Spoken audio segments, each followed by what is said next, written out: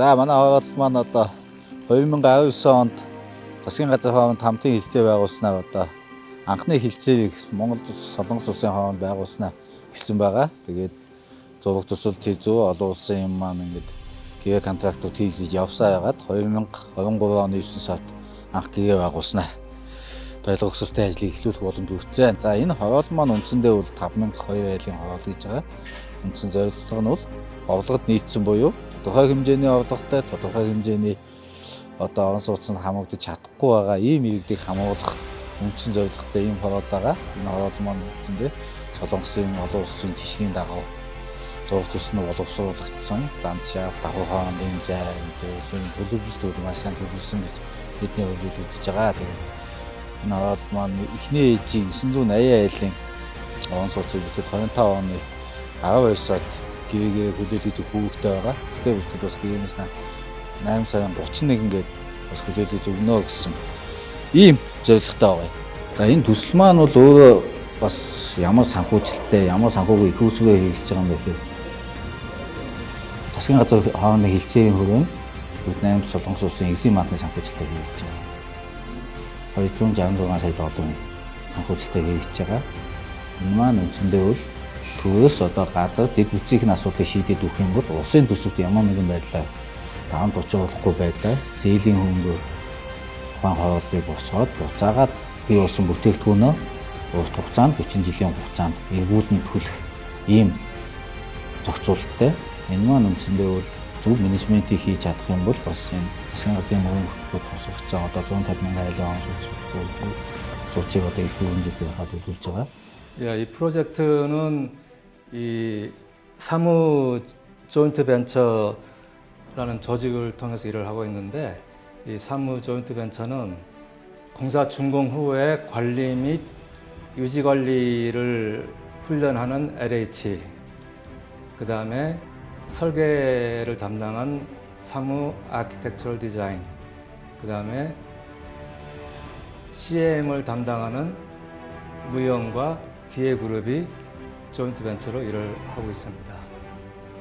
사무 조인트 벤처의 조직은 이 건설부 아래 실무 감독 기관인 토스크 아래 저희가 일을 하고 있습니다. 그래서 저희는 한국에는 품질 관리, 공정 관리, 그 다음에 코스트 관리를 담당하는 사람들이 각각 있어가지고 한국인이 한 8명 정도, 그다음 몽골인이 한 7명 정도가 현재 일을 하고 있습니다.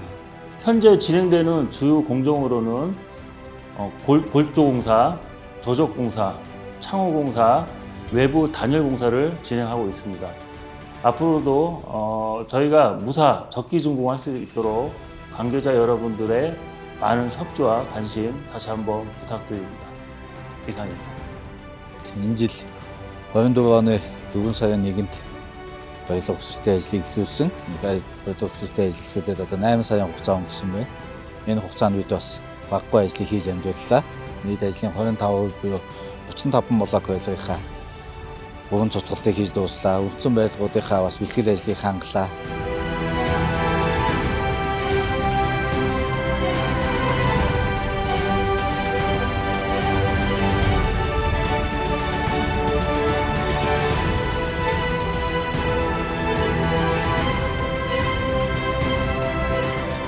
За төслийн маань онцлог гэх юм бол үндсэндээ барилга маань бүгд бүрэн цутгамал хийцтэй байгаа. Бүгд 9 давхар 1500 машины дулаан зогсоол манай төсөл төлөвлөгдсөн байгаа.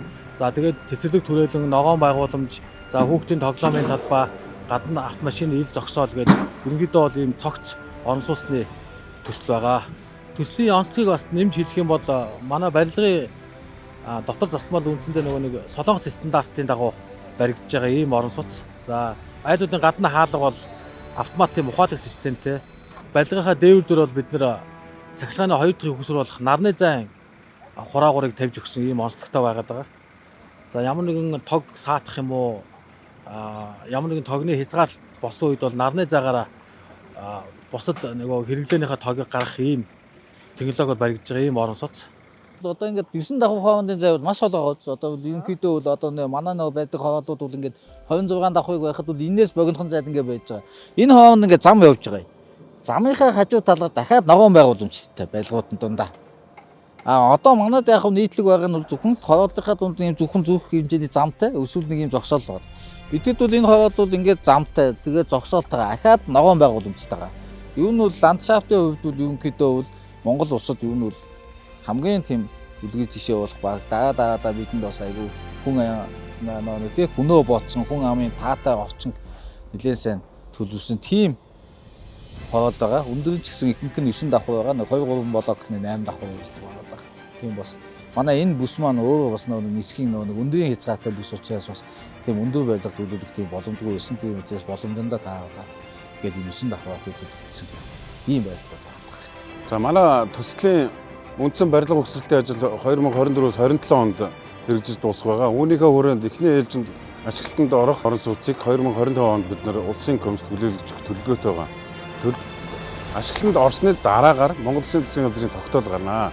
Тогтоолтой уялдуулж холбогдох журмуудыг батлаж тэр журмын хүрээнд иргэдэд бид нар энэ тухайн орон сууцыг худалдан борлуулах, түрээслэх, өмчлөх хэлбэрийн зохицуултуудыг тухайн үед хийх учраас энэс өмнө ямар нэгэн байдлаар та бүхэнд одоо хуурамч хаяг аккаунт утаснаас байртай холбоотой захиалга авах, урьдчилан авах гэсэн мэдээлэл бол хуурамч шүү гэдгийг албан ёсоор бас мэдгэхийг хүсэж байна.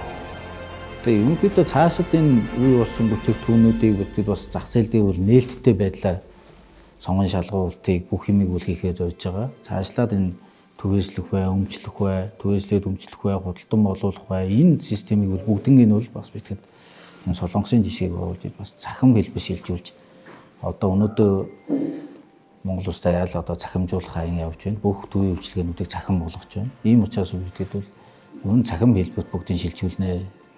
25 онд одоо бидэд энэ эхний бүтээгдэхүүнүүд ашиглалтанд ороод 25 оны 19 сард 9 сард ашиглалтанд ороод эхлэхэд бол сонгон шалгуулт энэ бүгдийг бол бүгдийг цахимаа явуулах ийм төлөвлөгөөтэй ажиллаж байгаа. Үндсэндээ бидэд энэ зорилтод бүлэг байна уу энэ баг дундаа оолготой иргэд одоо энэ төсөл маань бол оолгод нийцсэн буюу тодорхой хэмжээний оолготой хүмүүсийн оолгод нийцсэн хоол учраас тухайн хүмүүсийн энэ оолгыг тодорхойлох, нийгмийн байдлыг тодорхойлохын хувьд бол нэг өнөөдрийн журмаар бол 7-8 битээр бүрдүүлдэг чиглэлээ. Энэ бүгд маань үндсэндээ бүгд нэг төвд байдаг мэдээлэлдэг. Энийг одоо буцаагаад төвд байгаа мэдээллийг буцаагаад хүмүүс шаарддаг.